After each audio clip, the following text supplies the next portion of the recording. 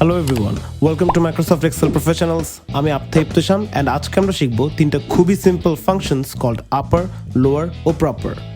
আমরা যখন গুগল ফর্মের থ্রু কোনো ইনফরমেশন কালেক্ট করি অথবা যখন ম্যানুয়ালি কোনো সার্ভে ফর্মে ডেটা ইনপুট দিই, অধিকাংশ সময় আমরা দেখি যে ইনফরমেশনগুলো প্রপার টেক্সট কেসে নেই।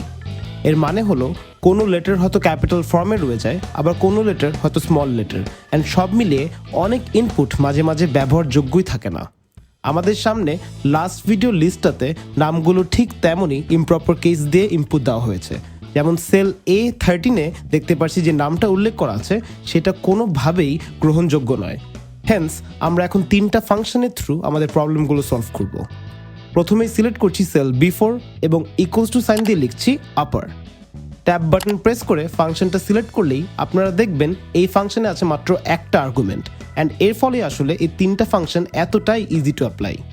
এবার সিলেক্ট করে নিচ্ছি সেল A4 এবং ব্র্যাকেট ক্লোজ করে এন্টার প্রেস করলেই এখন প্রতিটা লেটার ক্যাপিটাল বা আপার কেসে রূপান্তরিত হয়েছে। হেন্স আপনাদের কখনো এরকম ডেটাকে ক্যাপিটাল বানাতে হলে আপার ফাংশনটা অ্যাপ্লাই করে ফিল হ্যান্ডেলে ডাবল ক্লিক করলেই সব ডেটা আপার কেসে চলে আসবে। পারফেক্ট। এর পরের দুটো ফাংশন এক্স্যাক্টলি দ্য সেম।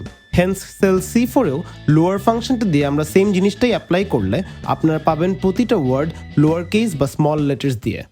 এই লোয়ার ফাংশনটা ইউজুয়ালি ইমেল বানানোর সময় আমরা প্রয়োগ করে থাকি, যেখানে আমরা সব সময় লোয়ার কেসের লেটার্স প্রেফার করি।